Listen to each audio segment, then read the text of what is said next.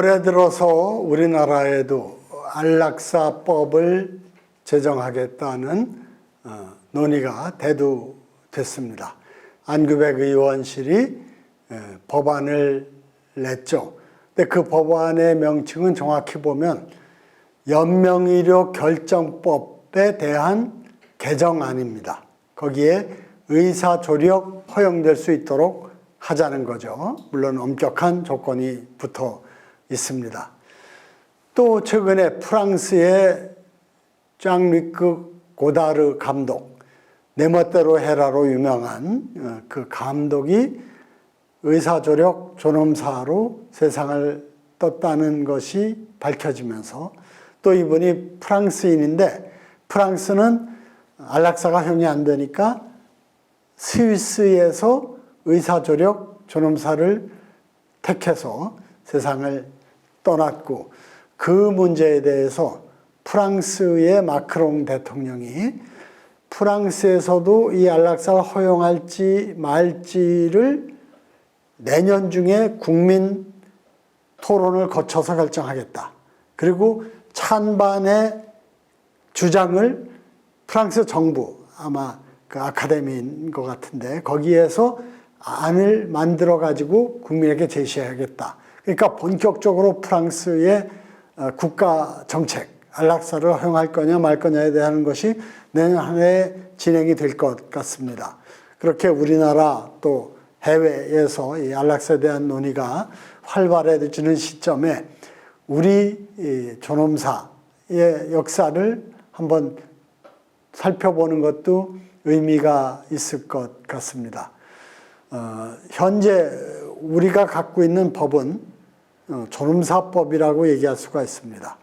안락사는 의학을 적극적으로 활용해서 죽음을 맞이하는 것이라면, 이 소극적 의미의 존엄사는 무의미한 연명치료를 받지 않음으로써 자연스럽게 존엄하게 내 삶을 마무리하자는 결정이 되겠습니다.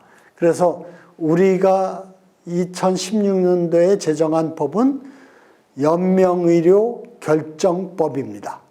이걸 이른바 소극적 존엄사법이라고도 얘기를 하는 거죠. 이 법에 제가 제정에 앞장서면서 웰다잉에 대해서 알게 되고 관심을 갖게 되고, 또 웰다잉 문화를 만드는 일에 실천적으로 참여하게 되었습니다. 연명의료 결정법이 필요한 이유는 그 전에 세브란스 김할머니의 사건이 있었고, 대법원에서 김할머니의 행복 추구권은 자기 결정에 따른 것이다는 판단. 그러니까 환자 측이 승소를 했음에도 불구하고 많은 분들, 무의미한 연명치료를 원치 않는 분들은 여전히 병원의 방침에 따라서 연명의료를 무조건 받아야 되고, 또 병원은 그렇게 해야 법적인 처벌을 안 받으니까 강제적으로 할 수밖에 없었고, 이런 악순환이 진행되고 있었습니다. 근본적인 해법은 연명의료에 대한 자기결정권을 보장하도록 법을 만드는 일이다 하는 얘기를 제가 이 연명의료 결정법 제정에 앞장서 왔던 윤영호 교수 등 호스피스 운동에 앞장섰던 분들의 말씀을 듣고, 법은 국회에서 만들어야 되니까 동료 의원들에게 호소를 해서 이 자기결정권을 보장하는 법을 만들자 해서 국회에 웰다잉 문화 조성을 위한 국회의원 모임을 만들어서, 그 당시에 여당이었던 새누리당의 정가윤 국회 부의장님과 제가 대표를 맡아서 수십 명의 동료 의원들과 뜻을 같이 해서 입법 활동에 나섰습니다. 이 입법 활동에 참여하다 보니까 그 전에 미리 이런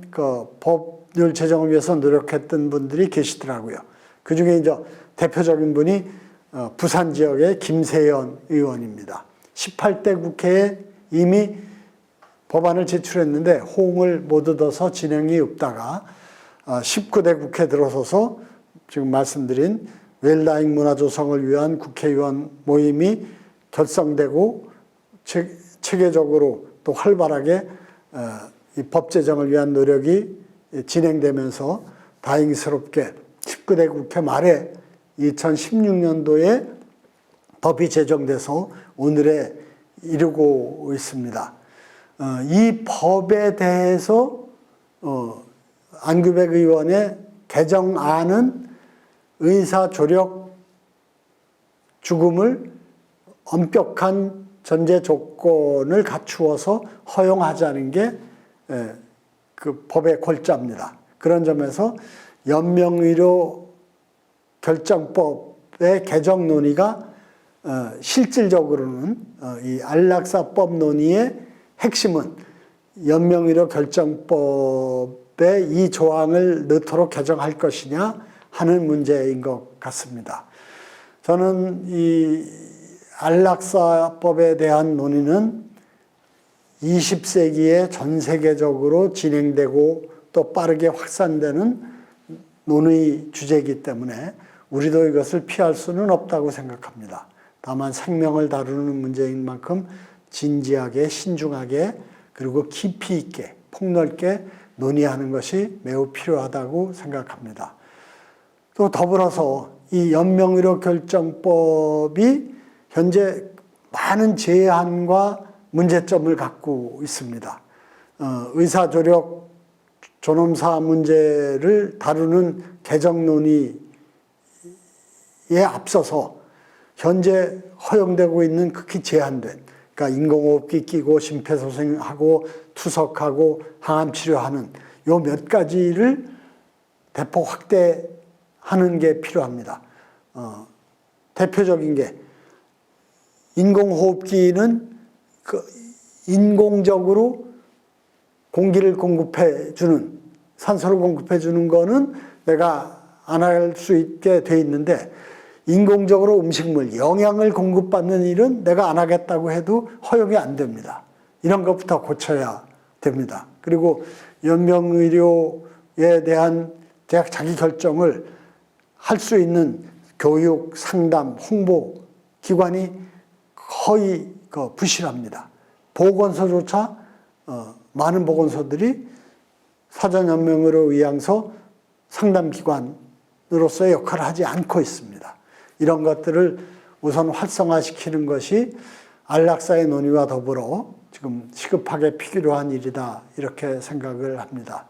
그런 점에서 우리나라는 다행스럽게도 이 안락사를 포괄하고 있는 자기 생명에 대한 자기결정, 존엄하게 죽을 수 있는 권리에 대한 법적인 뒷받침이 그래도 신중하고 낮은 수준이지만 다른 이웃나라 일본에 비해서도 그렇고 일찍 법제화됐다는 그러한 역사를 갖고 있기 때문에 이 흐름 속에서 이 안락사에 대한 논의도 국민들의 이해와 판단 또 인식과 동떨어진 그리고 또 대립하고 적대적인 논의가 아니라 정말 현재 우리 사회에 필요한 그런 자기결정권의 문제를 어느 수준 어떤 방식으로 어떻게 확대해 나갈 건지 자체를 충분하게 또 그리고 깊이 있게 논의하는 그러한 자세가 필요하고 그렇게 할 때 생산적인 어떤 이 생명의 존엄성을 더 높이기 위한 그러한 법적인 뒷받침이 가능해지지 않을까 이렇게 생각합니다.